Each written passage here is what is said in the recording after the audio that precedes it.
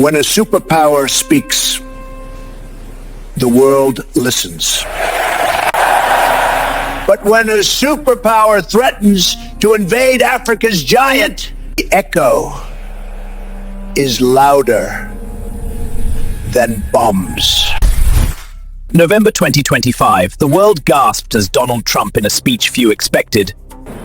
In his speech, Donald Trump warned that the United States could send troops into Nigeria If the Nigerian government continues to allow the killing of Christians, the USA will immediately stop all aid and assistance to Nigeria and may very well go into that now disgraced country, guns blazing, to completely wipe out the Islamic terrorists committing these horrible atrocities. He said it was to protect the innocent, but Africa has heard that line before, from Libya to Iraq to the Congo.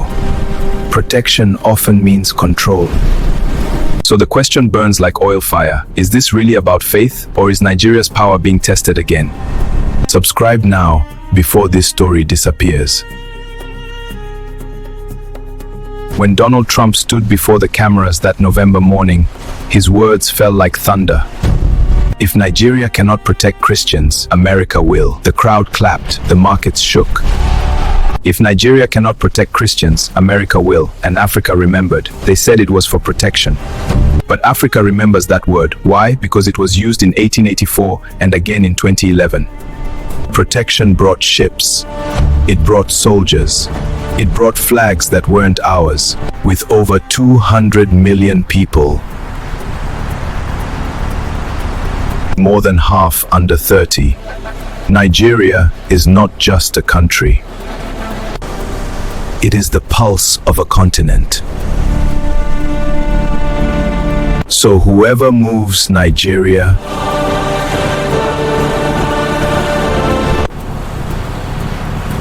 moves Africa. The accusation was religious, Christian versus Muslim, but Nigeria's story isn't that simple. Yes, there is pain, there is blood. But facts on ground reveal something deeper. Christians, Muslims, and the innocent are caught between shifting shadows. Yes, Christians have been killed, and so have Muslims. the violence is complex, driven by land, resources, and power, and wars that are nothing but older politics wearing new masks. But religion makes a cleaner headlines. Why now? As China builds roads and Russia builds alliances, America builds tension. The battle for Nigeria's soul may be about oil and other solid minerals. Nigeria sits on vast oil reserves, among the largest in the world. Energy powers nations. But oil has a price. But the prize is power, and Nigeria has paid it in blood. They don't need soldiers anymore, just hashtags, a headline, and 1 million angry shares. Truth is the first casualty. Always. They never told you that Nigeria has fought terrorism for over a decade. Boko Haram, ISWAP, thousands of soldiers have died. Yet outsiders say Nigeria isn't doing enough. What they won't say is this: Nigeria is shifting alliances, trading beyond the West, and asserting independence. Africa did not stay silent. They did not bow.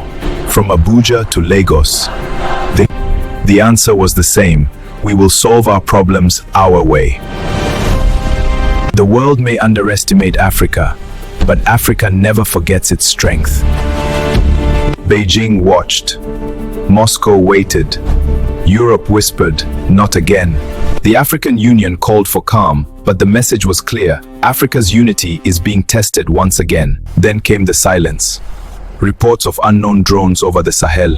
The Pentagon denied everything, but the desert whispers, something is moving in the sky. History never ends. It only changes its language. The same drums that warned of invasion centuries ago now beat through the internet. Through oil power, through global politics, Africa is watching again, not with fear, but with memory.